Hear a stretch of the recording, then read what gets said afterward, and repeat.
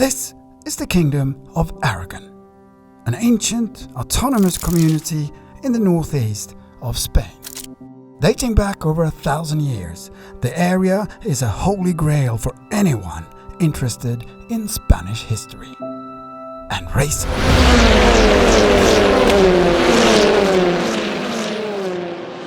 We say welcome to a blistering hot MotorLand Aragón and the third FIA WTCR race weekend of 2021. 5 kilometers of hot, tire-eating tarmac is the battleground. The hot weather, updated BOP levels and weight compensation coming into play, where the difference between the heaviest and the lightest car will be a crushing 80 kilos, will change the game for some of the teams. The Aragón circuit has proved successful for the Lynk Co Cyan Racing team in the past, and the hopes are high, despite the car's BOP still limiting the 03's potential. Let's start with the qualification, and this will be a tough one to master. The drivers will experience devilish conditions, with temperatures inside the cars reaching well above 60 degrees Celsius. Then, of course, it's the tactics behind qualification times. We are feeling forced to work against targets as the way that the BOP and the compensation weight is set up. We will give you a target after G15.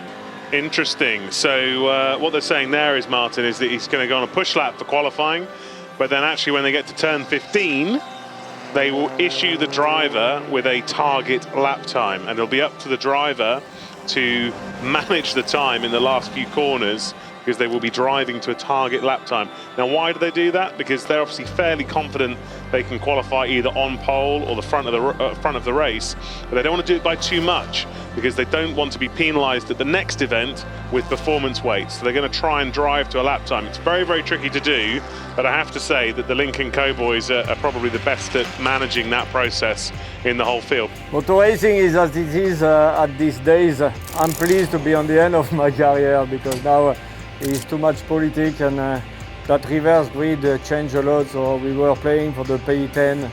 Unfortunately, we lost. Me, I had the pace, but I went off on my quick lap, so yeah. It is what it is. Now I have to race from behind tomorrow and hope to score points.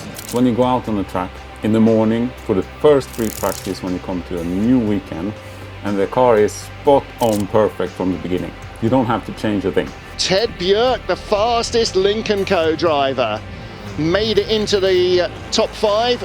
Super smooth, 82 thousandths ahead of Gilles Magnus. I mean, it's beggars belief that they're driving to a target time. Ted Björk goes fastest of our 4 drivers so far. This is the weekend we see, when I come back. If I can just keep this car, I'm going to be up there all the time. We didn't really reach the goal we were hoping for.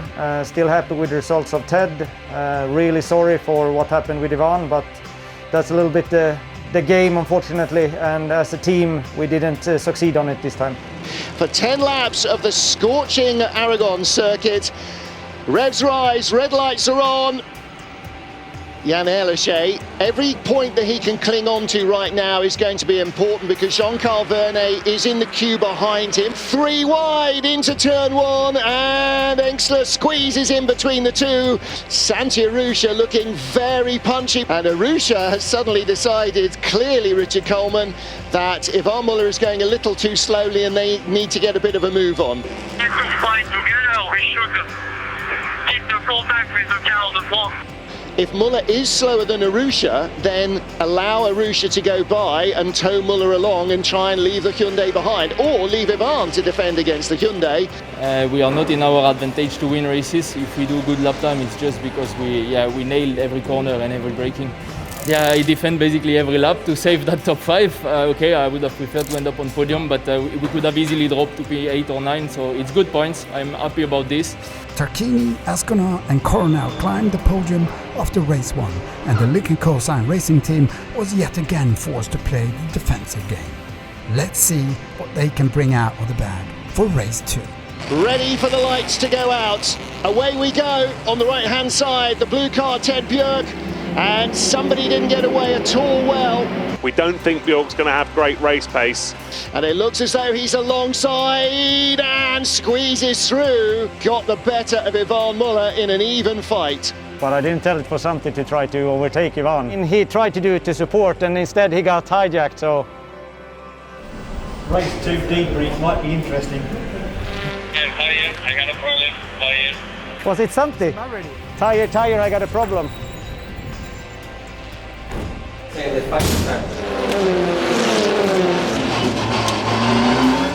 As Fredrik Vervish wins. Really positive thing for me, the feeling I have now in the car, where I can do what I want. Cyan proved that they are a top team again by providing us really good cars. You know, when you don't have a good balance of performance, it's never easy to be like this and consistent, because we score points all the time. I think it has been a tough weekend for us.